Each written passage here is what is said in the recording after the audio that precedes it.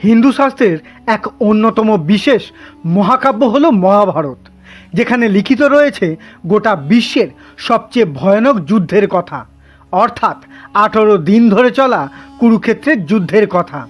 বহু রথী ও মহারথী যোদ্ধারা এই ভয়ানক যুদ্ধে অংশগ্রহণ করেছিলেন। কিন্তু এই যুদ্ধে কে বা কারা ছিলেন সবচেয়ে বেশি শক্তিশালী যোদ্ধা, তা হয়তো অনেকেই জানেন না। সেই সকল শক্তিশালী যোদ্ধাদের নাম জানলে আপনিও হয়তো অবাক হবেন। তো নমস্কার বন্ধুরা, ফিরে এসেছি আরও একটি নতুন গল্প নিয়ে। আজ যে গল্পটি আপনাদের সামনে শোনাতে চলেছি তা হলো কোন কোন 10 যোদ্ধারা ছিলেন মহাভারতের সবচেয়ে শক্তিশালী যোদ্ধা, যাদেরকে পরাজিত করা প্রায় অসম্ভব ছিল। কেনই বা তারা ছিলেন এত বেশি শক্তিশালী?